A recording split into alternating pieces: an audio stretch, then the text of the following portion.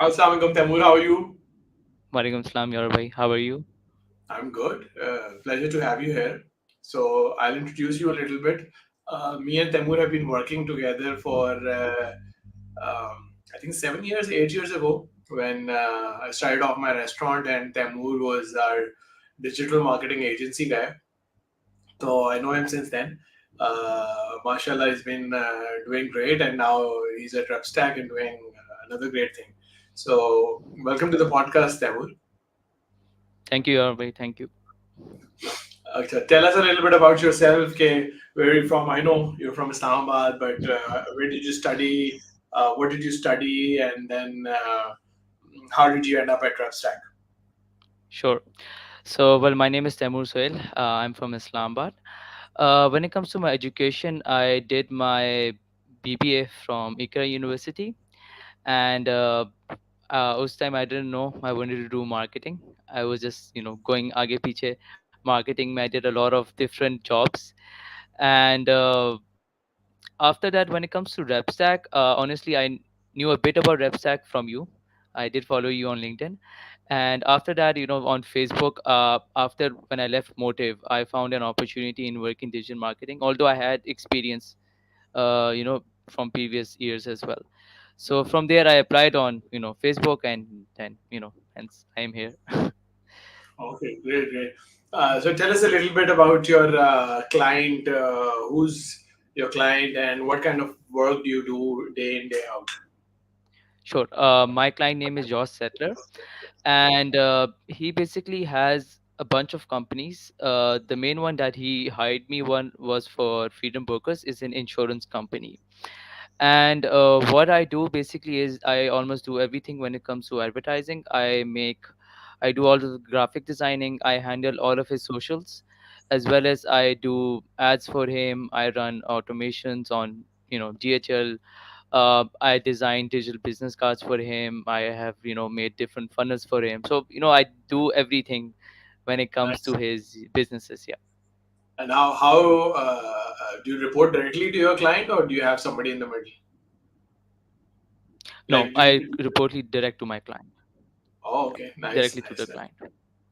Good, good, good. Yeah. So, and what is it like? So, how did you learn all this? Now you have a portfolio which is like a complete portfolio that every client would, dream of. Yeah. So, did you learn Yeah. it on job here, or did you have experience from before? Well, I learned it on my own self first. You can say from I did a lot of internships in the start during my O levels. Work with different software companies, so I have a hence an idea of how social media works. But my experience, basically what I learned most of it was during working with my brother. He had a digital marketing agency, and I was in college, so at that time I was totally free during the day. So I just an office was in the house, so I would just go in the office and help him wherever I can, and did a few internships with him, you can say. Yeah. And I learned most of my digital marketing from my brother, you can say. Yeah, I remember that small office at the back of your house, and we used to Yep. come there and have our Yep. meetings, official meetings over there. Official Yeah, so meetings. yeah, he was like he was like our agency, so we would Yeah. discuss that over there. Good thing about one thing that I would like to mention here about Teymour is that he's been working from the age of 16, 17. Very, very important in today's world that I mean, if you have younger brothers, sisters, ask them to start working as soon as possible because, by the age of 22, 23, when we're done from our universities, you have an added advantage of being, of knowing the world much, much better than a lot of people who've just joined or just starting to do internships. Imagine you have a 5 year experience already. It's not that you will say, oh, I was a telecommunication engineer, so I didn't have that experience, but I was doing this. So that doesn't matter. Work in itself is a lot of experience. I mean, uh, if you can shed some light on your work at Coffee Bean and Tea Leaf, I'm sure you're proud of it. I'm proud of you doing Yeah. that. Um, so Yeah. what was your day looking like there? What were your jobs like making coffee? cleaning up the floor. What else were you doing there? I basically, because I had no idea, I had just got this opportunity through a reference, because in Pakistan usually just you can't just go there and work. So I got a reference and I thought about it. I was like, okay, let's give it a try. And at first, obviously, they don't just put you on the coffee machine. It's a very hefty and a very complicated process. So before that, I just did serving tables. I even washed the dishes as well. I also made ice blends. Basically, they were like cold coffees. And naturally, then I moved on to the coffee machine, and I did help them with the coffees and making coffees, as well as I was also doing the cashier stuff as well. So you can say I was doing almost everything. Wherever they required me to do, I was just there and helping them out. Awesome, So awesome. Yeah. yeah. So I mean, even that job, if I tell you a little bit about myself, my first job was apart from the jobs that I used to get or like from my elder brothers. my first job was in 2001. I was 16 years old, and I was moving furniture from one house to other. It wasn't in Pakistan. I had the US visa at that time. I had that liberty, so I used to go in summers over there, and in 2 months make some cash and come back to Pakistan. So it was my first year. Of FSC. So in those holidays, I went to US and I started working as as a mover, and it was such an amazing experience. Thamur. I mean, I still have that. Like those 2 months of my life really did change me a lot, and they gave me a new perspective about money, about earning money, spending money, and then Yeah. saving money. So that is something that we should put in very early in the in our young generation. I mean, I would love that to with my kids to have that. It's a difficult decision. हमारे यहाँ मसला ये है कि we do कि भाई नहीं नहीं बेटा just focus on your studies, don't do anything. Mhm. Studies are not going anywhere. You need to True. develop them as people, and that's what keeps you grounded as well. So this is something that we're lacking in our society, and that's what's different in the Western culture. Everybody starts working at 16, 17, babysitters, or they'll be at McDonald's or here or Yeah. there. So this is something that we should be working on, and really proud of you that you shared this story with True. us. And no harm in working at coffee places and working at restaurants, or working at. I worked at a cleaning company as well, and trust me, it wasn't an easy job, but I did it, and it was in itself another experience. It keeps you more grounded. So yeah, so that's how it is. So the other thing that I know about Tamur is really passionate about his elder brother. They're really passionate about football. So congratulations on Pakistan's win with the first time you've qualified for the second division in Yep. Soccer World Cup. So congratulations on that. So how do you think what's the odds against Turkmenistan? Uh, it's tough, Yarway, because this is the first time we qualify for the second round. And the thing is, with the second round, is that you get a lot of games. You're playing away at Saudi Arabia. You're going to Saudi Yeah, Arabia to play against them, yeah, and they're the team that beat the world champions, Argentina. So we're not yeah. hoping to win there as well.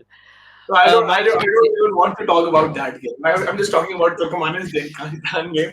Maybe we can do Uh, something. we can try. Maybe, Yeah, but I still believe we might lose. But we're very hopeful if we can get a draw here.